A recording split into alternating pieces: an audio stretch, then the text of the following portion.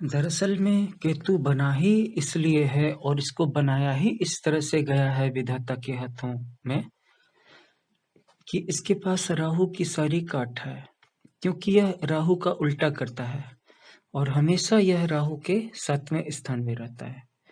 तो राहु जिन सांसारिक वस्तुओं की, सुखों की, प्लेजर्स की आसक्ति में, अटैचमेंट्स में आपको बांध करके भटकाता है, केतु अपनी विरक्ति की भावना से उन सभी वस्तुओं की आसक्ति से आपको मुक्त कर देता है। इसीलिए मुक्ति केतु है और केतु मुक्ति है।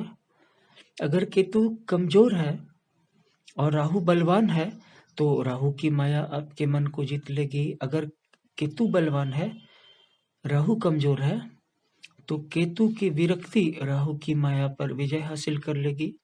अगर केतु कमजोर है तो भी थोड़ा सा वैरागी तो जरूर बनाता है, तो उसमें वास्तविक मुक्ति नहीं मिलती है, लेकिन मुक्ति के जो लोअर लेवल्स होते हैं, निचले लेवल्स, उनमें आपको कुछ ऐसा एहसास दिला देता है केतु कि देखो ये तुम्हें मुक्ति मिल गई, या तुम इसे ऐसा ऐसा कर लो, संसार की चीजों को छोड़ दो।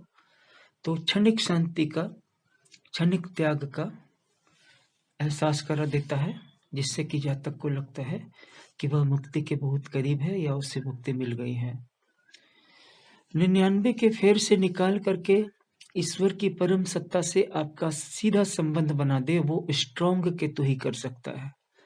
कमजोर केतु तो सिर्फ मुक्ति के छलावे का एहसास ही दिला सकता है। अब बात आती है कि बाकी मुख्य मुख्य ग्रहों का रोल क्या है।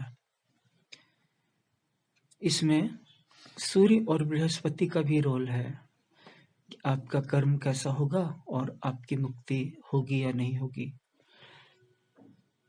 अगर आपका अपने ऊपर विश्वास है, अगर आपको ईश्वर पर विश्वास है, अगर आपको धर्म पर विश्वास है, तो आपका बृहस्पति स्ट्रांग है। क्योंकि बृहस्पति कमजोर हो तो आपका खुद पर, अपनी आत्मा पर, ईश्वर पर और धर्म पर आस्था हो ही नहीं सकती, विश्वास हो ही नहीं सकता। विश्वास हमेशा कमजोर होगा। ये फेथ, ये भरोसा, ये डिवोशन, ये सब बृहस्पति के कारण होता है, अगर बृहस्पति अच्छी जगह पे हो तो। और इस सब के बीच में अपने शरीर क्यों धारण किया, आपका जन्म किस कारण हुआ, आपके जन्म लेने का उद्देश्य क्या है, ये पता आपको तभी चल सकता है जब आपका सूर्य स्ट्रांग हो, या आप अपने सूर्य को स्ट्रांग कर लें, क्योंकि सूर्य ही है आपकी आत्मा का कारक। अगर आप अपनी आत्मा को जान लेते हैं तो आपके लिए अपने उद्देश्य को जानना और उस पर कार्य करना आसान हो जाता है। अगर आपका सूर्य स्ट्रांग नहीं है तो आप अपने आप को कभी नहीं जान पाएंगे, अपने उद्देश्य को कभी अलग करके नहीं देख पाएंगे। आप नकली उद्देश्यों में या मिश्रित उद्देश्यों में अपना समय काटते रहेंगे।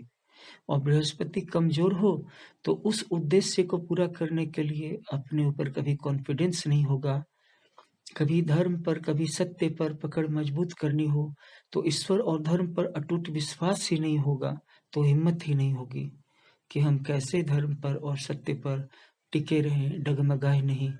क्यों न झूठ का आश्रय ले लें, क्यों न झूठ बोल दें, क्यों न राहु के रास्ते पर चल करके लोगों को ठगने लगे, लोगों से झूठ बोलने लगे और ओवरनाइट मिलियनेयर बनने के रास्ते पर निकल पड़े। तो ये सारे प्लैनेट्स अलग अलग दृष्टिकोण देते हैं, लेकिन इनमें से कुछ रियल शक्ति देते हैं। आपको ये जानना है कि आपके जीवन का उद्देश्य क्या है और वो उद्देश्य कैसे पूरा हो सकता है। अगर आप अपने डेट ऑफ बर्थ को, यानी कि बर्थ डिटेल्स को शेयर करते हैं तो हम आपकी इसके बारे में मदद कर सकते हैं। वीडियो वॉच करने के लिए बहुत बहुत धन्यवाद। इस वीडियो को शेयर और लाइक कर दीजिएगा। अगर अभी तक सब्सक्राइब नहीं किया है तो चैनल को सब्सक्राइब कर लीजिएगा। Thank you.